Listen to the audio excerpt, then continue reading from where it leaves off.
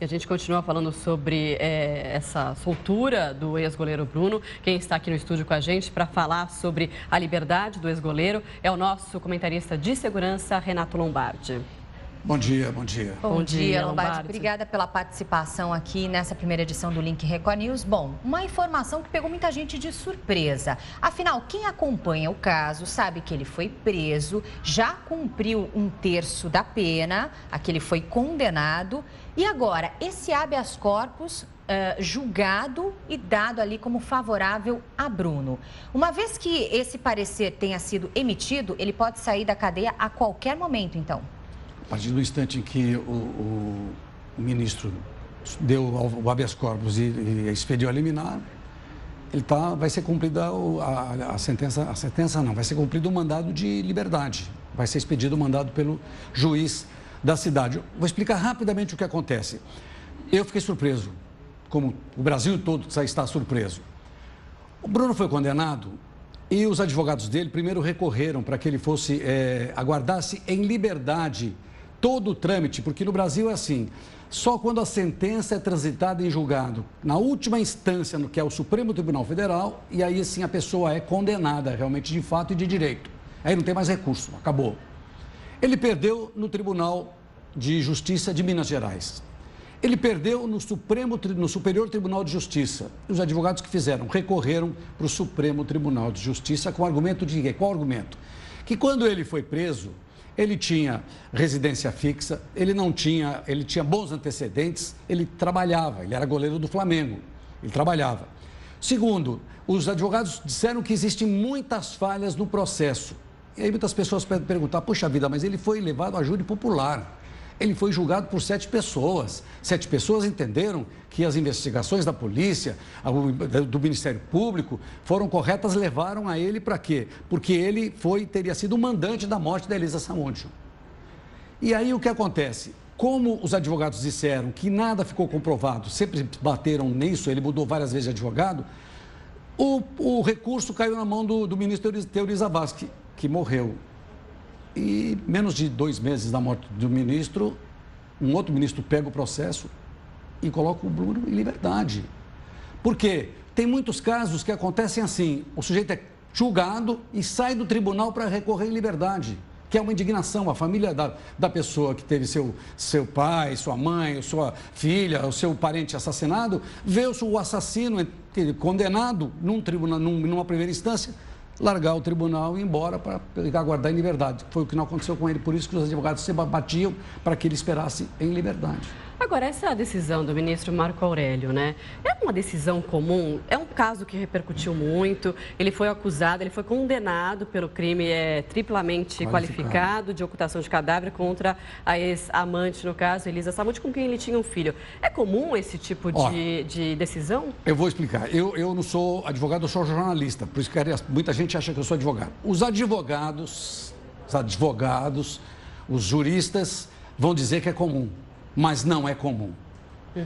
O Brasil tem quase 600 mil presos. Destes 600 mil presos, 200 mil estão na mesma situação do goleiro Bruno, em recursos, nos tribunais, e não tem. Então eu fiquei surpreso por isso, porque é o goleiro Bruno, poxa, mas é o goleiro Bruno, e aí? Ele deu 2 entrevistas para a Record aqui, e ele não confessa o crime, mas ele sabia da morte da Elisa Samúdio. Ele pegou o filho dele e entregou nas mãos da ex-mulher. Essa ex-mulher entregou essa criança numa comunidade onde ela foi encontrada. Então tem tudo isso. E agora ele já estava prestes a cumprir a pena em regime semiaberto também, né? Porque ele já cumpriu 1/3 da pena de 22 anos. Ele está há quase 7 anos preso.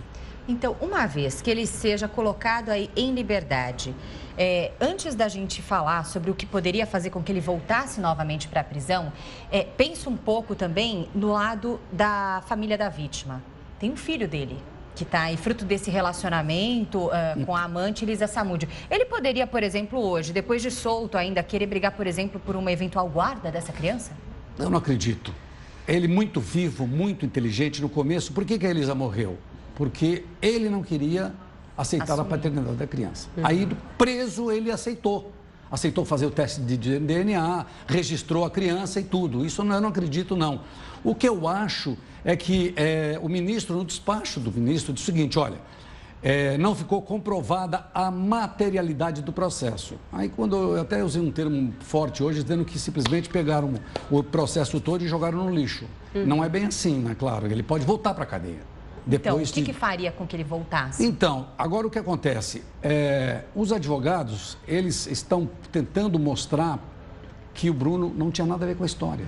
Que foi iniciativa daquele auxiliar dele chamado Macarrão, que procurou o outro ex-policial chamado Bola, e que o Bola e o Macarrão é que decidiram e o Bruno não sabia. Só que nas entrevistas que o Bruno deu para nós aqui na Record, o Bruno disse que sabia que ela estava... Agora, a decisão final, o Marco Aurélio deu o pedido de habeas corpus, mas vai ser submetido... Não, o Ministério Público está recorrendo.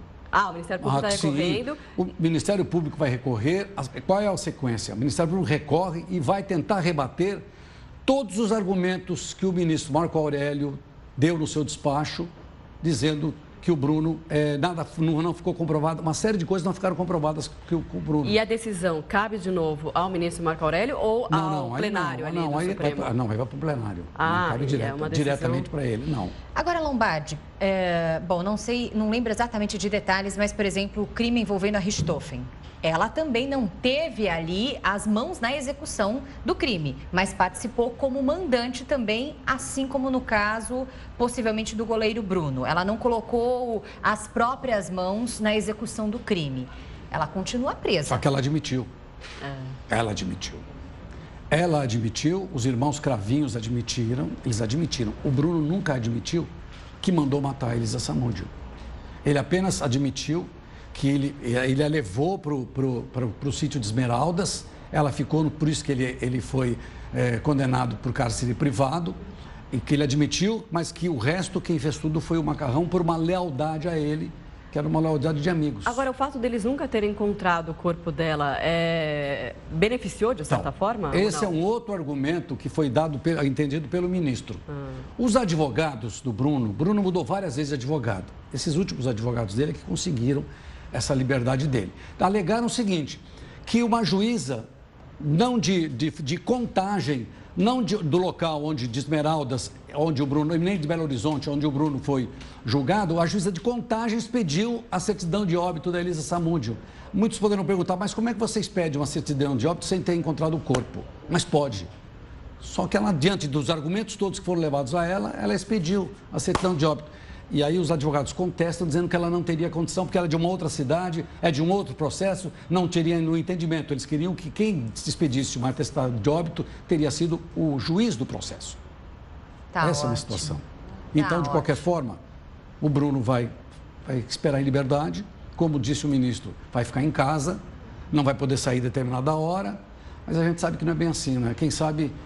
Hoje é sexta-feira, amanhã é sábado de carnaval, quem sabe no domingo ele possa até participar de um desfile, porque ele é uma pessoa E será que livre. ele mesmo não tem medo de se colocar ali no... Não, claro que tem, perigoso, porque ele é o seguinte, tanto é que ele falou, no começo falou que ia voltar a jogar futebol, depois disse que não, ele vai ser treinador e goleiro porque ele tem medo. Se voltasse a jogar futebol, fosse para o estádio e começar a gritar assassino, assassino, assassino. Não, se fosse só grito, eu acho que de repente tem que temer até uma própria reação mesmo, né? Popular, de justiça com as próprias mãos, é um caso muito delicado. Mas ele está em liberdade, o processo continua sendo discutido, agora o Ministério Público vai ter que refazer todas as investigações para derrubar os argumentos do ministro. Do contrário, ele vai se livrar disso. Obrigada, Lombardi, pelos esclarecimentos. Lembrando que a gente segue acompanhando, então, toda a repercussão sobre essa informação da soltura a qualquer momento, ainda no dia de hoje, do ex-goleiro Bruno.